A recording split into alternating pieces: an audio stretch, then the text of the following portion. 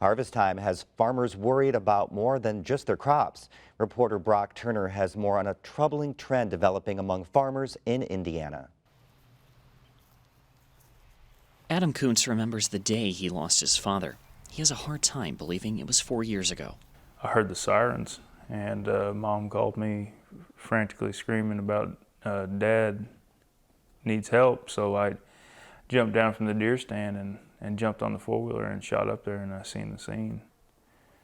And there was just one skid mark from the left side of the tractor tire going down the hill, and that's it. And then it swung over, and then it flipped over on top of him. Koontz says economics forced his family out of farming for a few years, but the pair planned to get back into the fields in the spring of 2015. Adam's father, Charles, was taking the tractor for a drive that October. When he had to quit farming, it was a downer, you know. You could see it. You'd see it in him, that it tore him up to have to quit. Koontz farms about 300 acres. It's a smaller operation compared to other Indiana farms. That makes it hard for him to afford new equipment and the advances in technology that comes with it. Bill Field is an extension specialist at Purdue University. He's been studying farm fatalities in Indiana for decades and says the situation Koontz faces is a growing trend. One of the groups that's growing rather quickly in the state are small hobby farmers or avocational farmers, people that are doing it because they like it. And these farmers tend to go out and buy used equipment.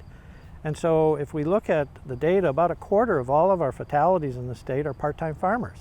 Field says a tractor is one of the most significant investments a farmer will make. Not all of us can afford them $250,000 tractors and combines, which is what it's up to now. And yeah, we just repair and keep everything we got going.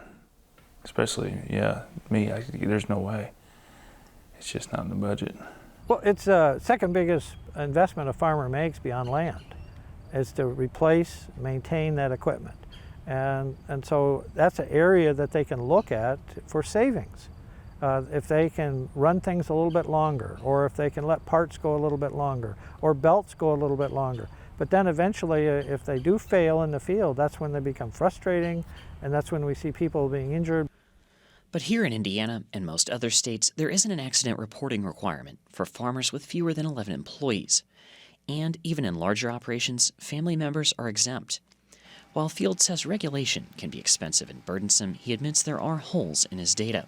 He looks at death certificates, media reports, and a number of other sources to compile the study. He says the numbers are likely even higher. If you're bit by a dog in the state of Indiana, that attending physician by law is required to report that to the Board of Health. You can lose your arm in a power takeoff accident on a farm, and that's not a reportable incident.